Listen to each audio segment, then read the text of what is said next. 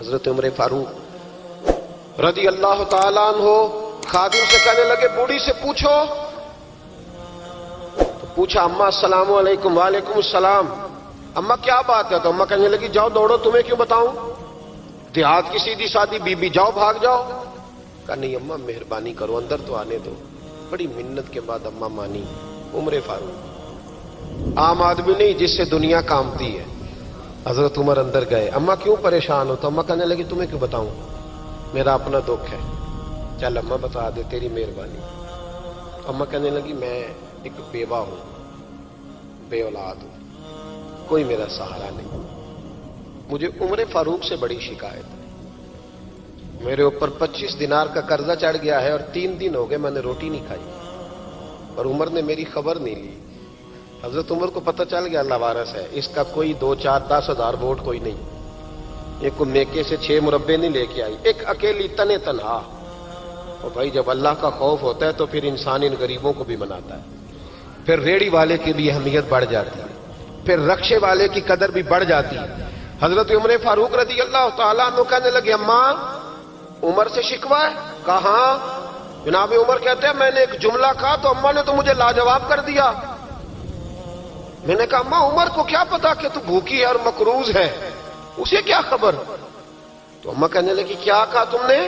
عمر کو خبر نہیں, اسے پتا نہیں؟ تو عمر سے کہو نا چھوڑ دے حکومت, اس کے حوالے کرے جو خبر رکھ سکتا ہے. کیوں بیٹھا ہے پھر؟ ہمارے حکمران کہتے ہیں ابھی میں صدمے میں ہوں, نکلوں گا تو بات کروں گا. نہ ادھر ادھر کی تو بات کر, یہ بتا کہ قافلہ کیوں لٹا. مجھے رہزنوں سے غرض نہیں, تیری رہبری کا سوال ہے. ہاں تجھے جواب دینا پڑے گا. حضرت سیدنا عمر فاروق رضی اللہ تعالیٰ عنہ سے اماں کہنے لگی نہیں خبر رکھ سکتا تو حکومت کیوں کرتا ہے, چھوڑتا کیوں نہیں؟ تو حضرت عمر کہتے ہیں میں کانپنے لگا. دوڑے گئے جناب عمر. میں نے کہا اس اماں کا 6000 ووٹ نہیں کہ اس کی قدر کی جائے. یہ اماں کوئی بہت آکسفورڈ یونیورسٹی کی ڈگری ہولڈر نہیں کہ اس کی بات مانی جائے. کہ لاوارث اور بیوہ بی بی. عمر دوڑے گئے, گھر سے اناج کا تھیلا کندھے پہ رکھا, 25 دینار بھی لیے, پکا پکایا کھانا بھی لیا. خادم کہنے لگا حضور مجھے دے دے میں اٹھا لیتا ہوں. تو حضرت عمر فرمانے لگے چل وعدہ کر قیامت کے دن بھی میرا بوجھ اٹھائے گا. کہنے لگا جی نہیں وہاں نہیں اٹھا سکتا. فرمایا پھر آج بھی نہ اٹھا, مجھے ہی اٹھانے دے, یہ میرا بوجھ ہے تو مجھے ہی. اماں کے سامنے 25 دینار بھی رکھے. پھر اماں کو حضرت فاروق اعظم نے 2 مہینے کا راشن بھی دیا, پھر پکا پکایا کھانا بھی دیا. معمولی آدمی کی بات نہیں کر رہا, 24 لاکھ مربع میل کا حکمران. حضرت عمر مدینے میں بیٹھ کے کبھی للکار دیں تو کیسر و کسرا کی ٹانگیں کانپیں. جناب عمر فاروق رضی اللہ کھانا کھلا کے اماں چارپائی پہ تھی تو عمر نیچے بیٹھ گئے. کہنے لگے اماں چل عمر کو معاف کر دے, چل چل جانے دے, کوئی عرض نہیں, بیچارے کو پتہ نہیں چلا. تو اماں کہنے لگی تو نے پھر عمر کا ذکر چھیڑ دیا.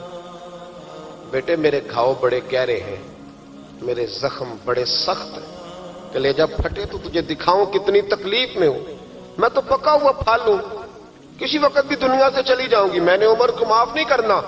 جب میں قبر میں جاؤں گی نا, نبی کریم علیہ السلام آئیں گے تو میں عمر کی شکایت کروں گی. میں کہوں گی حضور اس سے پوچھئے یا رسول اللہ بیوہ اور بوڑھی کا خیال ہی نہیں کیا. تو آپ کے غلام کہتے ہیں میں نے عمر کو کبھی اتنا روتے نہیں دیکھا جتنا آج روئے.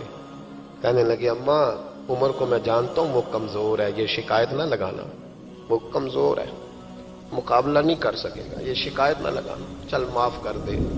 تو اماں کہنے لگی اچھا تو مجھے کچھ اچھا لگتا ہے, جا تیری خاطر عمر کو معاف کیا, تو پیارا لگا ہے, جا معاف کیا, تیری خاطر معاف کیا, تیری خاطر عمر کو معاف کیا. حضرت عمر فاروق کہنے لگے مجھے لکھ کے دو.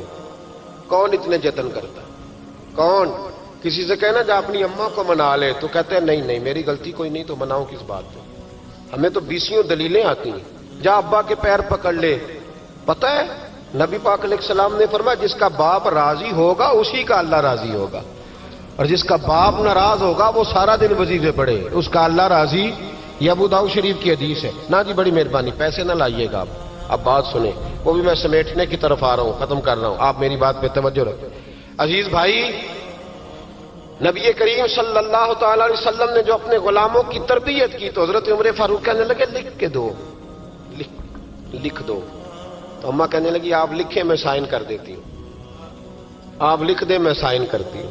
हजरत उमर ने लिखा फलां बिनते फलां को उमर से शिकायत थी, फिर उन्होंने उमर को माफ कर दिया। अम्मा साइन करने ही लगी थी, साइन करने ही लगी थी कि मौला अली शेर खुदा आ गए, हजरत अब्दुल्ला इब्ने मसूद आ गए। ओहो उमर यहां बैठे हुए हो, मैं सारे मदीने में तलाश कर रहा था, यहां बैठे हो, वो कुछ लोग मिलने आए, निकलो। अम्मा ने सुना कि ये उमर थे तो अम्मा उठ के खड़ी हो गई। आय हाय उमर थे, आप उमर थे? तो जनाब उमर कहने लगे अम्मा तूने जो कहा ठीक कहा, लेकिन अपने वादे पे कायम रहा, ये जरा साइन कर दे। अम्मा ने साइन किए तो हजरत उमर फारूक फरमाने लगे अली आ गए हो तो बतौर गवाह तुम भी दस्तखत कर दो। अब्दुल्ला इब्ने मसूद तुम भी बतौर गवाह जब साइन हुए तो जनाब उमर ने रुक्का लपेटा और मौला अली शेर खुदा से फरमाने लगे अली ये रख लो, मुझे लगता है मैं तुमसे पहले दुनिया से जाऊंगा, और जब मैं पर्दा कर जाऊं ना तो ये रुक्का मेरे कफन में रख देना। अगर हुजूर अलैहिस्सलाम ने पूछा ना मेरी उम्मत के साथ क्या सलूक करके आए हो, तो रुक्का निकाल के कहूंगा या रसूलल्लाह एक बूढ़ी नाराज थी, मैं उसे भी राजी करके आया। हुजूर ये मैं राजी। भाई जब तक हम अल्लाह से नहीं डरते मुआशरा इस्लाह पजीर नहीं हो सकता। हजरत उमर फारूक रजी अल्लाह तआला अन्हु ना बाहर वालों का भी बड़ा सख्त हिसाब करते थे। बड़ा एक गवर्नर साहब ने लिबास बड़ा शानदार पहनना शुरू कर दिया था, तो हजरत उमर ने उतरवा के ना तो उन्हें टाट का लिबास पहना के तो ऊंट चराने की ड्यूटी दे दी थी। इतना सख्त एहतसाब करते। कसाई की दुकान पर भी 1-2 घंटे खड़े होते थे। जो आदमी मुसलसल 2 दिन गोश्त खरीदता था ना, फरमाते थे इसका टैक्स बढ़ा दो, लोगों को दाल नहीं मिल रही और ये रोज गोश्त खाता है। हजरत फारूक आजम उसको जजिया कहा जाता था, या कुछ और मामलात होते थे बढ़ा देते थे। मुसलसल जो 2 दिन आदमी गोश्त खाता था, फरमाते थे मदीने में गुर्बत है, अगर ये वाला निजाम तुम करोगे तो गरीब लोग किसकी तरफ देखेंगे।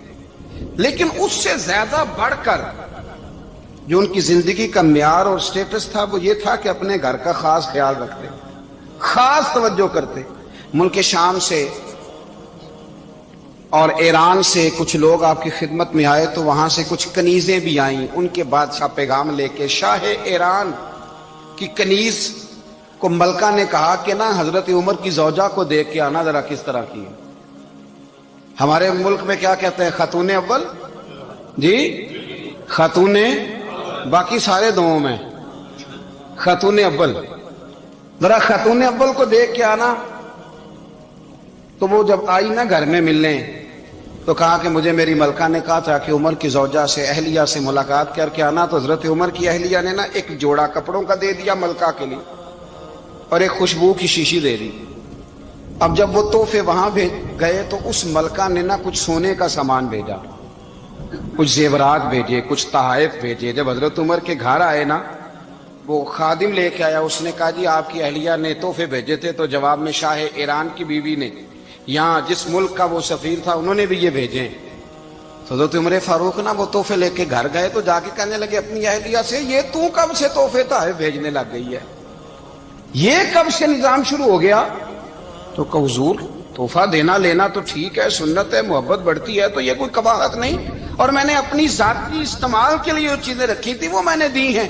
तो हज़रत उमर फारूक रज़ी अल्लाह तआला अन्हु फरमाने लगे हमने किसी मुल्क के साथ और उसके बादशाह के साथ जाती ताल्लुक नहीं बनाना, ताल्लुक जो भी बनेगा रसूलुल्लाह के दीन की बरकत से बनेगा। जाती रिश्ते नहीं हमने कायम करने। जाती आपके मुल्क की जो एयरलाइन जिसका हर साल खसारे का ढंढोरा पीटा जाता है ना, वो हमारे बादशाह साहब और सदर साहब अगर गैर मुल्कियों को घोड़ा कभी भेजना हो ना, घोड़ा, तो पूरा एक जहाज घोड़ा लेके तोहफे में जाता है, पूरा जहाज गरीब कौम का ये सरमाया। और कौम बड़ी बादशाह है, लाइनों में लाके वोट देती है।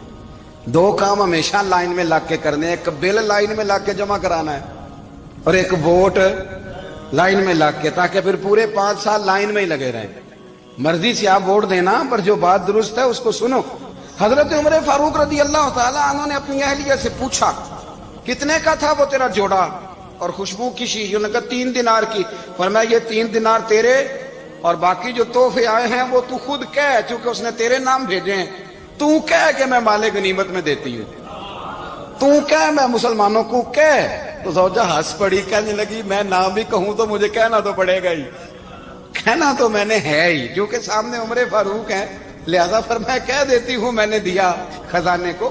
حضرت عمر نے جمع کرا لیا. میں یہ کیا بات ہوں, میرے گھر والے جو مرضی کریں, ان کا معیار زندگی جس طرح کا مرضی ہو. اور حضرت عمر ایک جملہ کہا کرتے تھے, اللہ کرے کہ یہ باتیں اس دور حاضر میں ہماری سمجھ میں آئیں. حضرت عمر فاروق رضی اللہ تعالیٰ عنہ اپنے بچوں کو فرمایا کرتے تھے کہ بہت آدمی کو بھوک لگی ہو نا, اور پھر اس کی پسند کا کھانا پکا ہو, تو اتنے شوق سے وہ اس کھانے کو دیکھتا ہے نا, فرمایا اس طرح پوری قوم اپنے بادشاہوں کے خاندان کو دیکھتی ہے, اس تیزی کے ساتھ دیکھتے ہیں کہ ان کے گھر میں کیا ہو رہا ہے, ان کا معیار زندگی کیا ہے, ان کا سٹیٹس کیا ہے. سیدنا فاروق اعظم رضی اللہ تعالی عنہ نے اپنے گھر کے اندر اپنے بچوں, آپ کے بچے دونوں کاروبار کے لیے مصر گئے, تو وہاں کے گورنر صاحب نے لوگوں سے, ایک بہت بڑا قافلہ گیا مدینے سے مصر تجارت کے لیے, جاتے ہیں نا آج بھی قافلے کئی ملکوں میں, تو یہ گئے تجارت کے لیے. تو حضرت عبداللہ ابن عمر اور حضرت عبید اللہ ابن عمر, حضرت عمر کے دونوں بیٹے گئے. جناب عمر فاروق کے بچے جب وہاں پہنچے تو مصر کے گورنر نے نا لوگوں کو تعارف کرایا کہ یہ عمر فاروق کے بیٹے ہیں. یہ حضرت, یہ چودھری کے بیٹے کو کون بتاتا ہے کہ تو چودھری کا بیٹا ہے؟ باہر والے بتاتے ہیں, گھر والے جی. اور سیٹھ صاحب کے بیٹے کو کون بتاتا ہے کہ تو سیٹھ صاحب کا بیٹا ہے؟ اور مالک کو کون بتاتا ہے کہ تو مالک کا بیٹا ہے اور یہ کرایہ دار ہے؟ یہ کون بتاتا ہے؟ یہ سوچ ہم دیتے ہیں بچوں کو. چودھری اور کمی کی سوچ, امیر اور غریب کی سوچ, مالک اور کرایہ دار کی سوچ, گھر کے مالک کی اور کام کرنے والے کی سوچ, یہ ہم دیتے ہیں. یاد رکھنا, یہ ہم دیتے ہیں, یہ ہمارا مزاج ہے, یہ باہر سے نہیں آتی. تو کوئی شہزادہ ہے, تو سیٹھ ہے, تو نواب ہے, یہ سوچ باہر سے نہیں آتی. یہ اماں سوچ دیتی ہے, اماں, یہ ابا سوچ دیتا ہے. اور پھر جب تباہی اترتی ہے تو اس کے ذمہ دار بھی باہر والے نہیں ہوتے, گھر والے ہوتے ہیں, گھر والے. ہمارے بچوں کی طبیعتوں پر زیادہ نقش باہر والوں کا نہیں ہوتا, گھر والوں کا ہوتا ہے. یاد رکھیے گا. حضرت عمر فاروق رضی اللہ, بچے ہیں, شہزادے ہیں, وہ کاروبار کرنے گئے اور وہاں لوگوں نے بتایا گورنر صاحب نے کہ یہ فاروق اعظم کے بچے, امیر المومنین کے. لوگوں نے ان سے زیادہ مال خریدا, تجارت میں زیادہ نفع ہوا. ظاہر ہے کہ وہ آپ کے جو اللہ خیر کرے حکمران ہیں, ان کے کاروبار کتنے ملکوں میں ہیں, کس بنیاد پر ہیں؟ وہ صرف اس بنیاد پر کہ وہ حکمران رہے, ان کے لیے آسان تھا بڑے لوگوں سے تعلقات بنانا. حضرت عمر فاروق رضی اللہ تعالیٰ عنہ کے بچے ڈھیروں مال کما کے جب واپس آئے نا, تو حضرت عمر سے آ کے بچوں نے بطور محبت کا, ابا جی اللہ نے بڑا ہی فضل کیا ہے, بڑا مال کمایا الحمدللہ, یہ دیکھیں کتنا نوازا ہے. تو حضرت عمر کہنے لگے سارے قافلے نے اتنا ہی کمایا ہے, سارے قافلے نے اتنا ہی کمایا ہے؟ تو حضور نہیں, سارے قافلے نے اتنا نہیں کمایا, سب کو اتنا نہیں ملا. وہ تو وہاں گورنر صاحب نے لوگوں کو تعارف کرایا تھا کہ یہ عمر کے بچے ہیں, تو لوگوں نے پھر ہم سے بڑا ہی خریدا.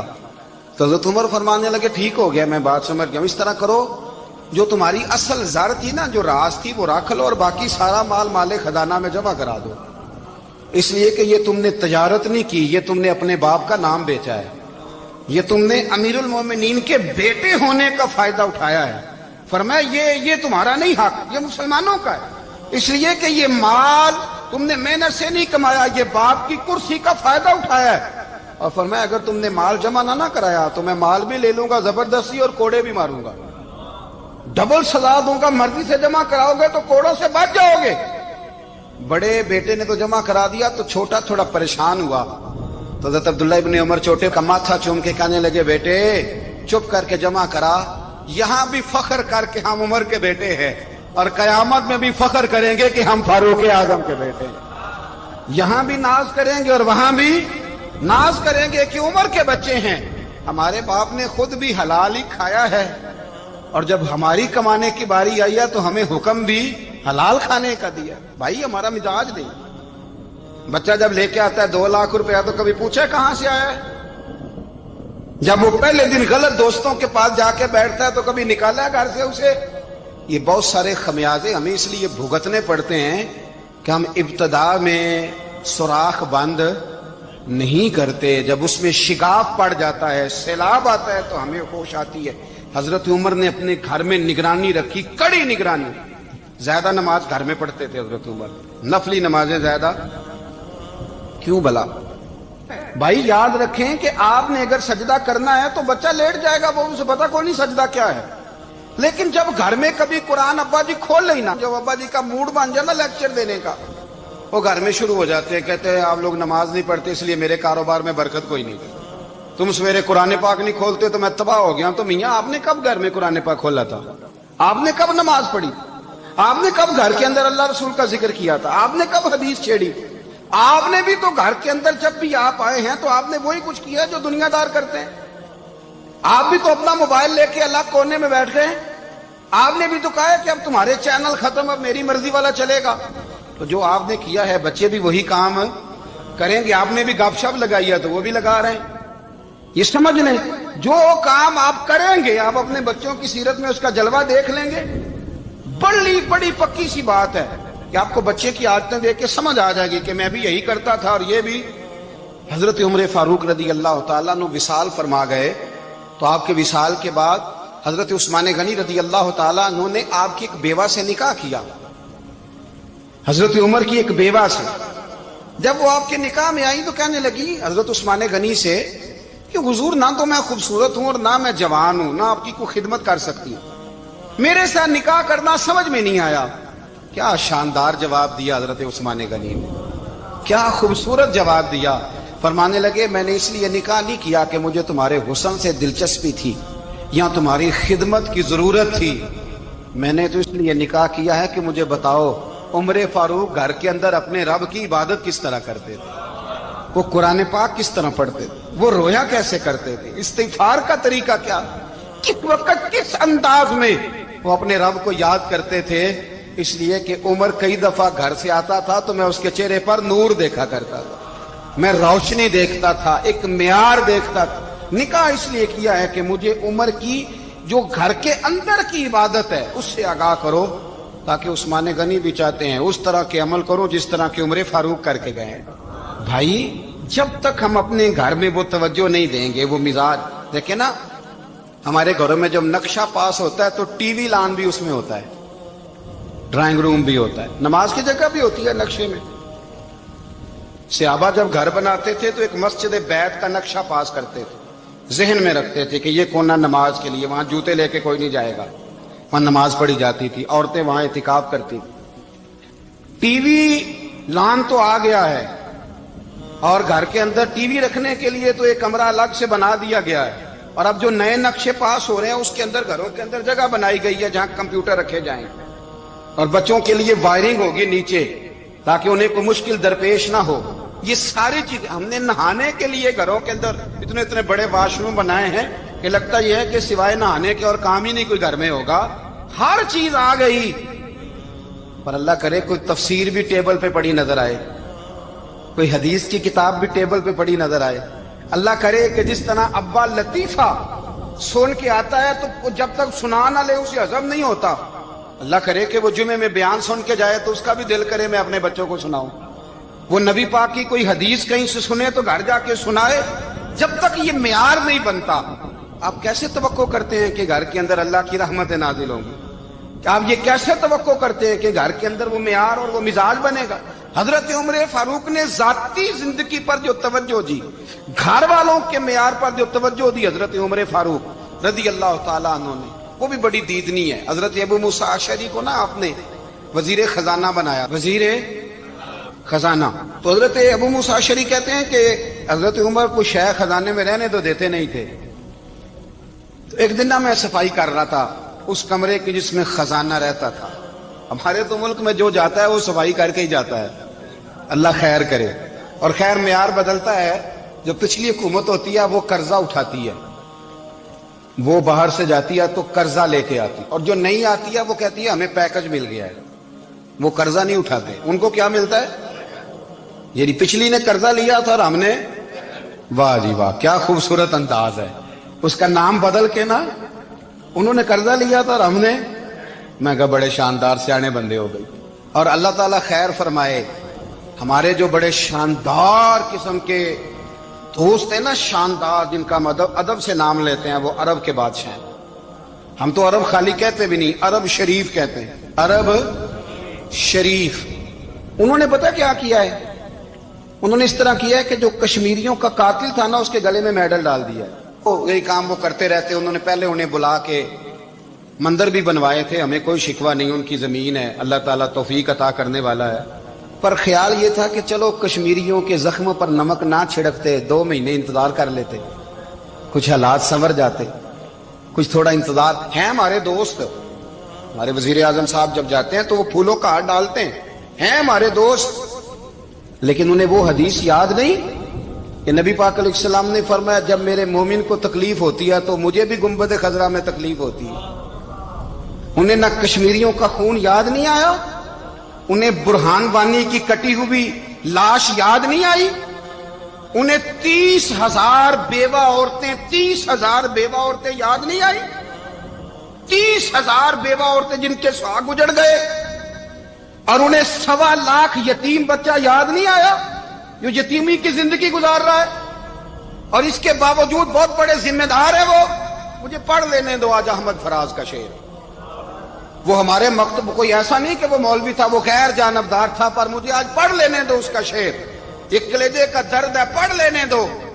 اس نے کہا تھا کہ پڑھتا ہوں تو کہتی ہے یہ خالق کی کتاب ہے، مثل یہودی یہ سعودی بھی عذاب، اس قوم کے بارے میں کیا لکھوں فراز، کعبے کی کمائی سے جو پیتے ہیں شراب، کعبے کی کمائی سے جو پیتے ہیں شراب، اس قوم کے بارے میں کیا لکھوں فراز، کہ کعبے کی کمائی سے جو پیتے ہیں شراب۔ میں خیال نہیں آیا تمہارا صرف دین یہ ہے کہ قبریں گرا دو، مزارات گرا دو، فقط یہ دین ہے؟ کوئی نبی پاک کے روزے کی طرف منہ کرے تو اسے مشرک کہو، یہ دین ہے؟ اس کا نام مذہب رکھا ہے تم نے؟ مذہب تو اس کا نام ہے کہ جو رسول اللہ کا نام لینے والا ہے وہ ہمارا یار ہے، اور جو نبی پاک کا نام لینے والا نہیں، ہمارا اس سے کوئی تعلق، یہ دین ہے۔ حضرت عمر فاروق کی سیرت سنا رہا ہوں، حضرت عمر کی۔ حضرت ابو موسیٰ اشعری نے ایک عیسائی کو منشی رکھا تھا، اکاؤنٹ آفیسر حضرت ابو موسیٰ اشعری نے۔ تو حضرت عمر فاروق بول پڑے، کہنے لگے تمہیں مسلمان کوئی نہیں ملا تھا؟ کلمہ گو نہیں تمہیں نظر آئے؟ کشمیریوں کی لاشیں نظر نہیں آتی؟ ان کا خون بہ رہا ہے، تباہی اتر رہی ہے، اور تم قاتل کو گولڈ میڈل پہنا رہے ہو؟ اور یاد رکھنا، جب مسلمانوں کی بچیاں روندی جاتی ہوں نا تو پھر اسلام امن کا درس نہیں دیتا، پھر اسلام جہاد کی بات کرتا ہے، پھر اسلام جہاد کی بات کرتا ہے، جہاد کی۔ وہ قومیں غیرت مند نہیں ہوتی کہ جن کے گھروں میں آگ لگی ہو اور وہ غیروں کو ہار پہناتی پھرے۔ اللہ کا کچھ خوف کرو، زندگی مختصر ہے، دبئی میں کتنے رہے اور کتنے چلے گئے، خدا را کچھ، خدا تم سے اچھے تو وہ نیو یارک کے رائٹر ہیں جو کم از کم اپنے کالموں میں کشمیر کی بات کرتے ہیں، تم سے اچھا برطانیہ کا وہ شخص ہے جو کم از کم BBC لندن پہ رپورٹ جاری کرتا ہے تو کہتا ہے کشمیر پہ ظلم ہو رہا ہے، تم سے تو وہ اچھے رہ گئے۔ تم نے بات کرنا تو دور کی بات، تم نے دشمنوں کے گلے میں ہار پہنانے شروع کر دیے۔ کل جب پوچھیں گے بلا کے تم کو اپنے سامنے، کیا جواب جرم دو گے تم خدا کے سامنے؟ بڑی تکلیف ہوئی، بڑی تکلیف ہوئی۔ وہ نا منصور حلاج کو پھانسی دی جا رہی تھی تو حضرت جنید بغدادی بھی آ کے دیکھنے لگے، تو منصور حلاج کہنے لگے بابا سارا زمانہ دیکھے پر تو نہ دیکھ، سارا زمانہ تماشا دیکھے انہیں تو پتا کوئی نہیں نا، تو نہ دیکھ۔ عرب شریف والو، ٹرمپ اسے انعام دیتا تو تکلیف کوئی نہیں تھی، ملکہ وکٹوریا اسے انعام دیتی تو تکلیف کوئی نہیں تھی، پر تم تو نہ ایسا کرتے، تم تو اپنے تھے، تم تو کلمہ گو تھے، تم تو یہ ظلم نہ کرتے، تم تو یہ حرکت نہ کرتے، میں کہتا ہوں ٹھہر ہی جاتے، جانا نہیں دنیا سے، اللہ کے حضور حاضر نہیں ہونا۔ جب رسول اللہ قبر میں آئیں گے تو کیا جواب دو گے؟ خدا را، حضور نے فرمایا تھا گناہ روک نہیں سکتے تو دل میں ہی برا جان لو، ذالک اضعف الایمان، یہ کمزور ایمان ہے، کم از کم اتنی حد تک تو آ جاؤ، دشمن سے گلے تو نہ ملو۔ خدا را سمجھے، ہمارا پہلا تعارف یہ ہے کہ ہم رسول اللہ کے غلام ہیں۔ اقبال نے کہا تھا وطن کا بت نہ بنانا، وطن کو بت نہ بنانا۔ اقبال کہنے لگے ان تازہ خداؤں میں بڑا سب سے وطن ہے، جو پیرہن اس کا ہے وہ مذہب کا کفن ہے، اس لیے کہ بازو تیرا توحید کی قوت سے قوی ہے۔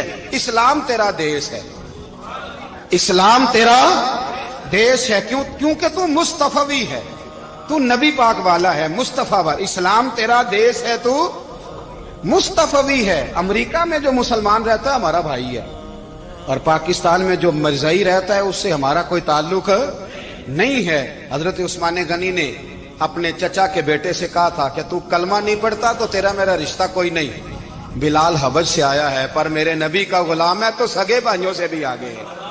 ہزاروں قومیں وجود میں آئیں دہر میں خوش کو تر کے رشتے سے، پر ہم نے بنیاد دوستی رکھی یاد خیر البشر کے رشتے سے۔ اپنی ملت پر قیاس اقوام مغرب سے نہ کر، خاص ہے ترکیب میں قوم رسول ہاشم۔ کچھ خیال کرے، پہلا تعارف دین ہے، اگر دین نہیں تو پھر کسی وطن کی کوئی ضرورت۔ اس لیے کہ پاکستان کا تصور اقبال نے پیش کیا نا، تو اقبال کہنے لگے ان تازہ خداؤں میں بڑا سب سے وطن ہے جس کو تم بت بنا کے پوجتے ہو۔ ہمارا وطن تو ہمیں جان سے زیادہ پیارا ہے، پر پہلے پاکستان نہیں، پہلے اسلام، پہلے اسلام تیرا دیس ہے، تو مصطفی ہے۔ تو آمدام برسر مطلب حضرت عمر فاروق رضی اللہ تعالی عنہ۔ حضرت سیدنا ابو موسیٰ اشعری کہتے ہیں کہ میں نے نا صفائی کی، مال غنیمت کی میں نے صفائی کی، تو ایک دینار مجھے نا کہیں پڑا ہوا مل گیا، تو فرماتے ہمیں اجازت ہوتی تھی کہ ایک آدھ دینار ہم اپنی مرضی سے کہیں خرچ کر سکتے۔ تو حضرت عمر کے بیٹا گزر رہا تھا، تو حضرت ابو موسیٰ اشعری کہتے ہیں میں نے صفائی کی تو ایک دینار نکلا، تو میں نے وہ ایک دینار نا حضرت عمر کے بیٹے کو دے دیا۔ میں نے کہا لو بیٹا اپنے چچا کی طرف سے تحفہ۔ تو گھر جا کے انہوں نے حضرت عمر کو بتایا کہ چچا نے پیسے دیے ہیں، چھوٹے بچے تھے۔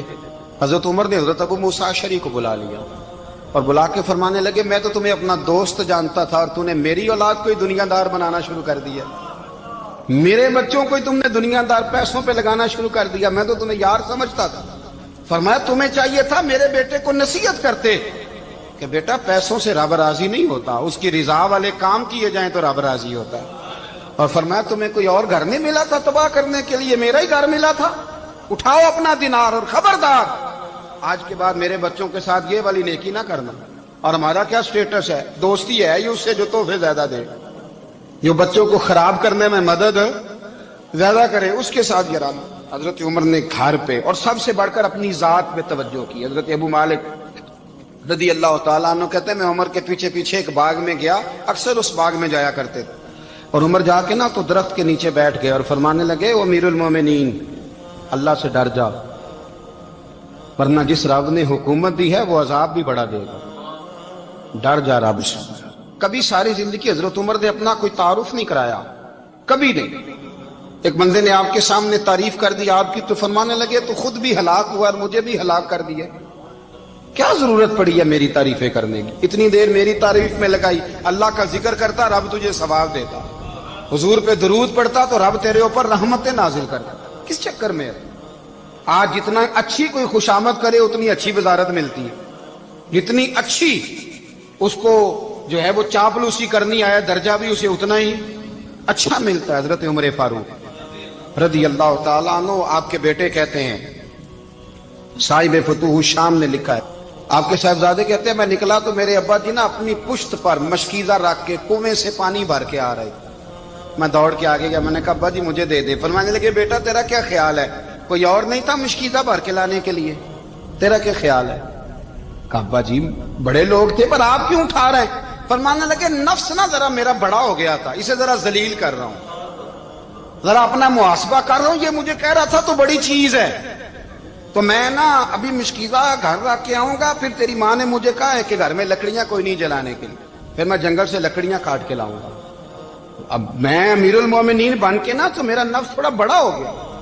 اب یقین کریں ہمارا ہاضمہ خراب ہو جاتا ہے جب تک ہمارا تعارف صحیح نہ ہو، ہمارا تعارف ٹھیک نہ ہو، میں یہ ہوتا ہوں میں وہ ہوتا ہوں، چھوڑ مٹی دیں تے مٹی رہنا ہی، مٹی دیں تے مٹی دیں تے مٹی رہنا ہی، ایویں کادی بلے بلے اج مٹی دے اتے بندیا تے کل مٹی دے تھلے، مٹی دیں تے मिट्टी रहने कादी बल्ले, मुझे पूछ लो, मुझे जान लो, मेरा नाम ले लो, मैं भी आया हूं, मैं भी होता हूं, मेरा भी ये तज़किरा है। मैं बदकार पुराना खादम, किसे दर मिली न ढोई, ये ते वासफ यार ने नजर जो की थी ते वासफ वासफ ही हुई।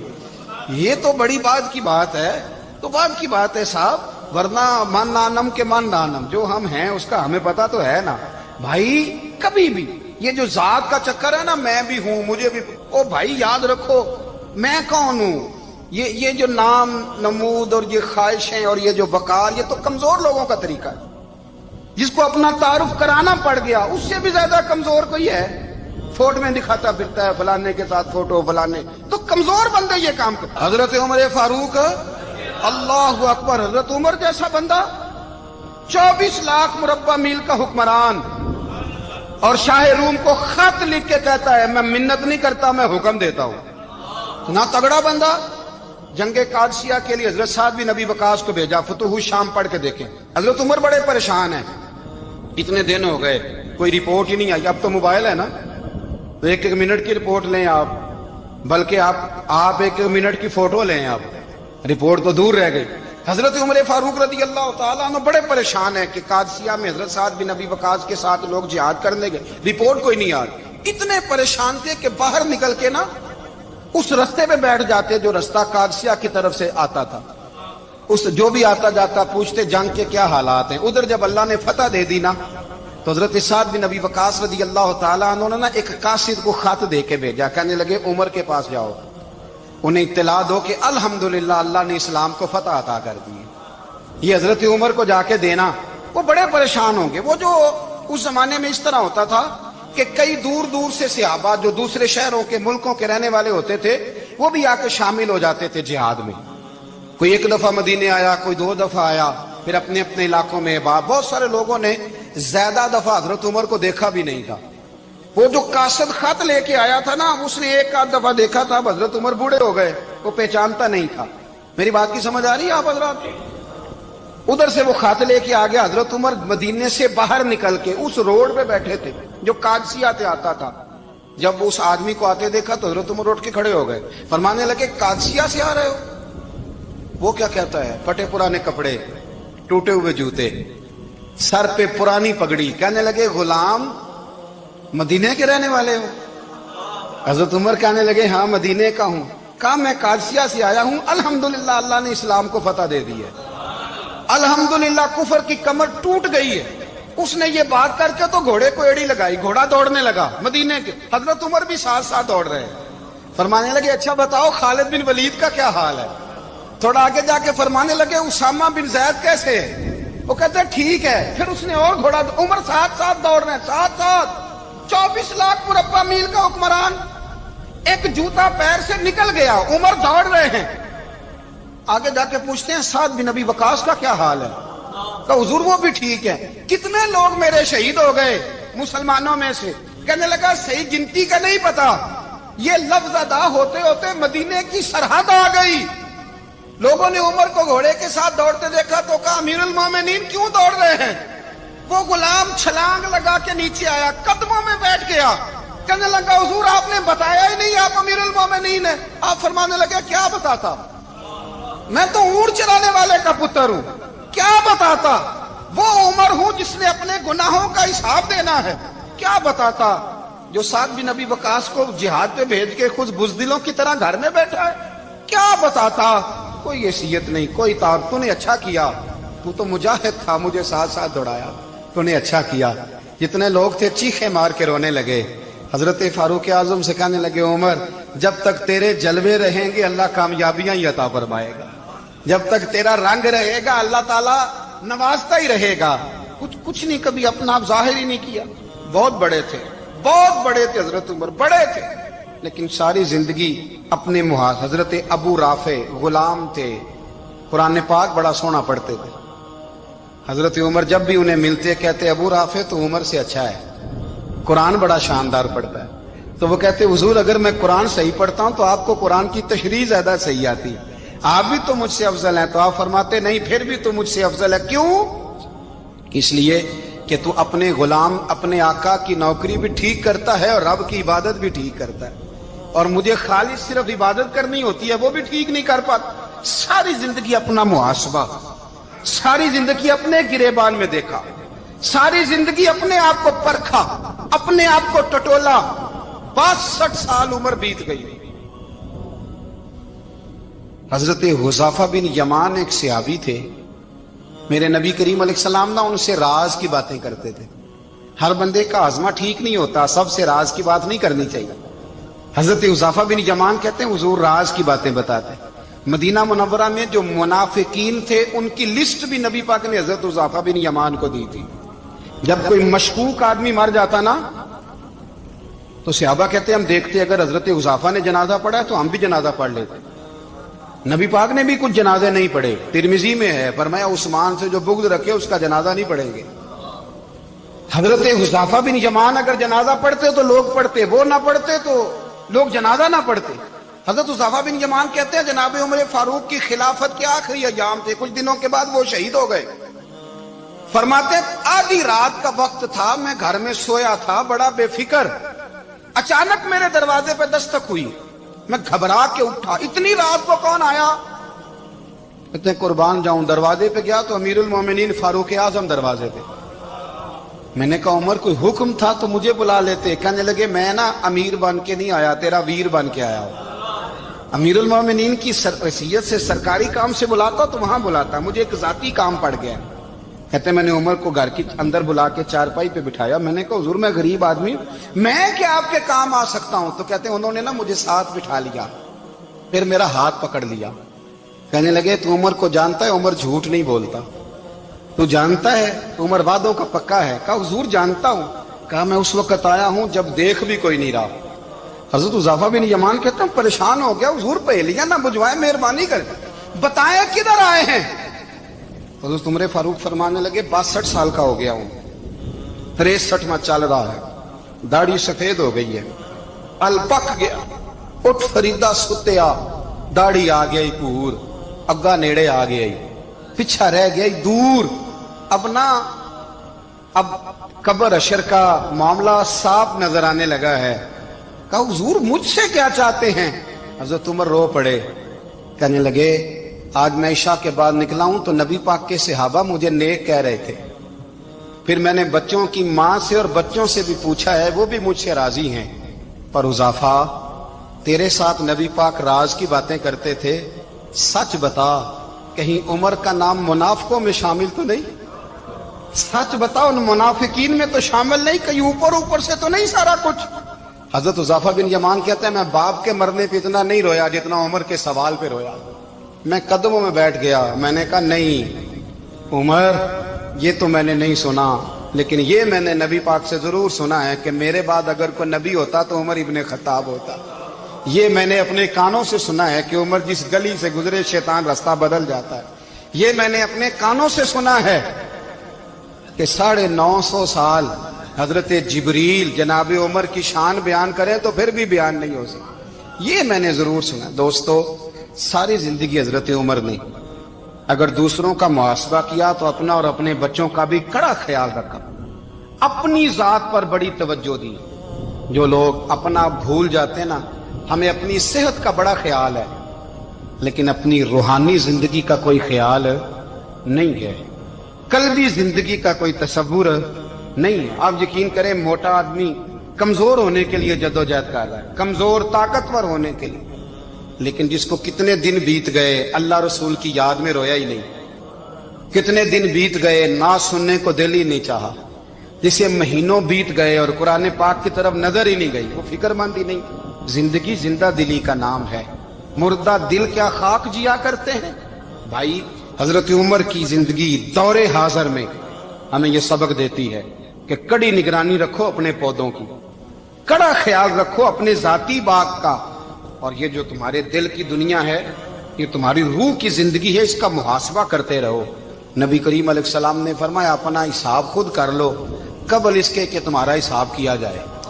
اپنا حساب بولیے, اپنا حساب. ہم ساری دنیا کا حساب کرتے پھرتے ہیں, کوئی کہاں سے کماتا ہے کہاں کھاتا ہے, پر اپنا حساب حضور نے فرمایا حساب کر لو قبل اس سے کہ تمہارا حساب مولا علی فرماتے ہیں نماز پڑھ لو قبل اس کے کہ تمہاری نماز پڑھی جائے، نماز پڑھ لو قبل اس کے کہ تمہاری، اپنا محاسبہ کریں، تھوڑا سا نا اوپر دائیں بائیں دیکھنے کی بجائے تھوڑی سی گردن جھکا کے نا، درویش کہتے ہیں برے بندے نو میں لبن ٹریا تے جگ تے ملیا نہ کوئی، اپنے اندر چاتی پائی تے میتھوں برا نہ کوئی، تھوڑی سی نا تھوڑی سی اپنی طرف توجہ دیں۔ ہم نا بے چین وقت گزار رہے ہیں، بے قرار ہیں، بے سکون ہیں، سبب یہ ہے کہ ہم نے نا اپنا حساب کرنا چھوڑ